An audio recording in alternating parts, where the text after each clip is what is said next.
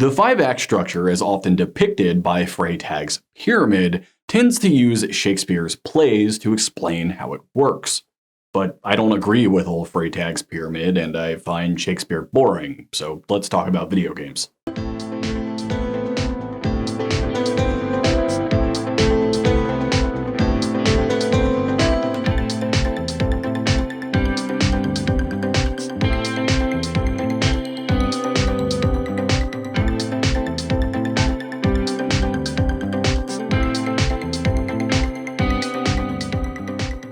We're all familiar with the three-act structure consisting of a beginning, middle, and end, but there are a lot more structures out there, including 4-act, 5-act, and even 7-act structures, each with their own purpose. While seemingly arbitrary, act structures are a great tool for planning and pacing your story. They let us know when we might need more material in one area or to wrap things up in another. They give us a narrative framework to build our story upon, scaffolding to support the story as we're creating it. Today we're going to talk about the 5-act structure, the two forms it tends to come in, and how it can help you in your own writing. Freytag's pyramid looks like this and is pretty easy to understand. We get our Act 1 introduction to set up the characters, their world, and the adventure they're going on. We get an Act 2 rising action to raise the stakes, an Act 3 climax, and the Act 4 falling action showing the fallout of that climax. And finally, a 5th act for the ultimate resolution. But I don't agree with that. Sure, maybe that's a useful way for thinking about Mr. Globe Theater Man, but I don't think it helps us as writers to think about or plan our stories. The pyramid may make for great iconography, but I think it does our outlines a disservice. For my own writing, I like to think about 5-act structures in two ways. The first is the hill and valley technique, and the second is the Bioware Method, as I like to call them.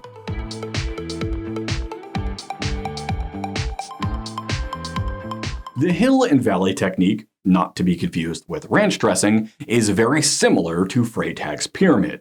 We have our opening Act 1, a hardship that must be overcome in Act 2, and then a climax in Act 3. So far, so normal. Freytag describes Act 4 as a falling action, the fallout or consequences of whatever happened in the 3rd act climax. But that's not how I see it. In a 5-act structure, the 3rd act climax, while satisfying, is often undone at the last minute. The villain gets away, grows more powerful, or otherwise descends the world into darkness. This setback essentially forces the hero to resume their journey in the 4th act, finally finishing it in the 5th act. The 5-act structure is less like a pyramid and more like 2 3-act structures smushed together. And as you may remember, is the structure of 2 of the best video games ever made, A Link to the Past and Ocarina of Time. Both A Link to the Past and Ocarina of Time start with a young hero having adventure thrust upon them, one by a dying uncle and the other by a tree with a giant mustache. This is our 1st act, ending in the arrival at the sanctuary and the emerging into Hyrule Field, respectively. The 2nd act is the gathering of the 3 pendant MacGuffins, leading to the 3rd act where our hero faces the villain and what would ordinarily be the climax of our story. Unfortunately for Link, the villain, while initially defeated, is able to get the upper hand at the last minute. The world is cast into darkness, and the hero must continue the journey. The 4th act does show us the fallout from this, showing a world in ruin under the control of a dark tyrant. But unlike Freytag's pyramid, this isn't a falling action. It's a 2nd rising action, as Link must collect the 7 plot coupons, sages, and finally defeat Ganon in the 5th act. As we can see, this structure works very well for video games, including not just Zelda, but Final Fantasy VI and Pokemon Gold and Silver. This structure is especially useful when you want an adventure to feel epic while still limiting its scope and size. Players, much like readers, get used to the structure of a story, be it in a book or video game.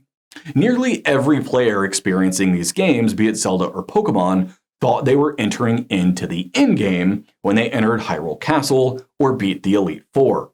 Having the evil wizard kick Link into the Dark World, or Pokemon revealing that an entire second region was in the game, thanks Iwata, RIP, blew our minds, revealing the true extent of the adventure we were on. The same technique applies in our writing. Having that third act climax reversal forcing the character to resume their journey makes it feel all the larger. This isn't a story of climbing one mountain, it's about climbing two, and that's why I don't like Freytag's depiction. It trivializes the back half of the story. The character isn't sliding down a mountain, they're descending back into the valley, struggling across it to reach a greater, higher peak. Let's talk about Bioware.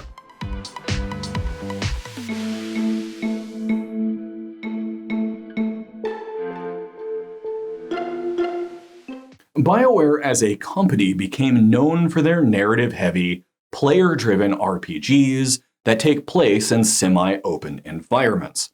They achieve this while still keeping an acceptable budget by making several large enclosed environments that the player is able to explore at will.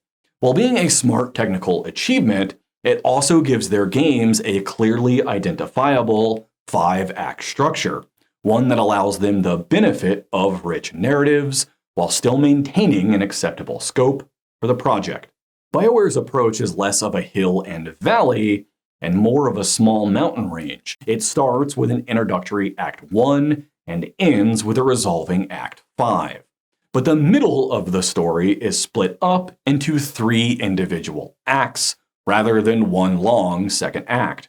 In a traditional 3-act structure, you can end up with a long middle where the action seems to drag. Done correctly, a long second act can help the reader stay engaged as the hero runs through multiple try-fail cycles.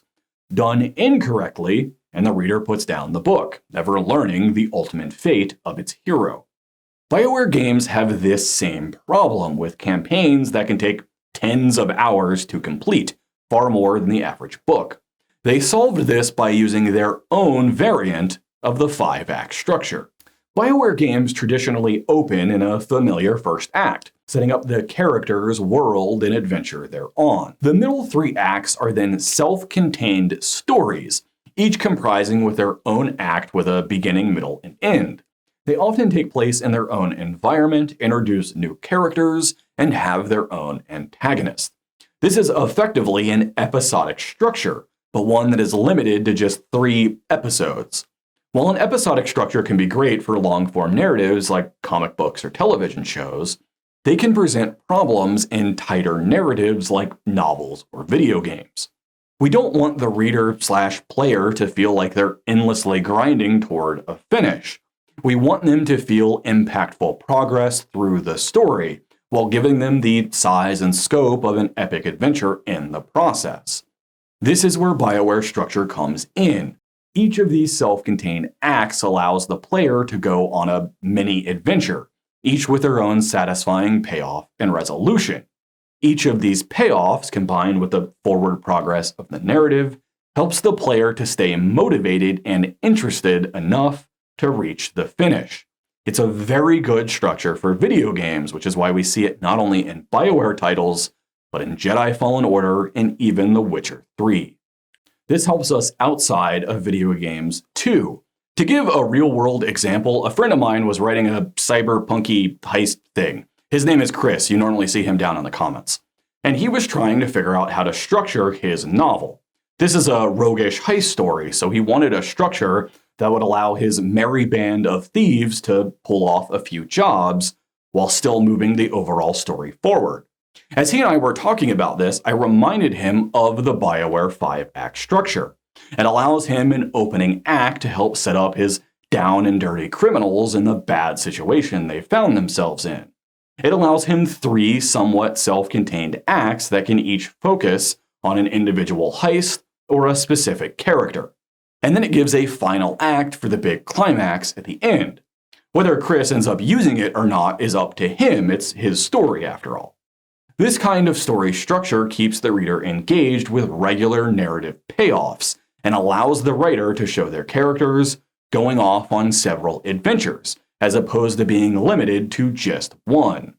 More than that, by giving each heist, adventure, whatever, their own act, the writer is free to really deep dive on these stories, rather than having to rush through them or regulate certain things to off-screen.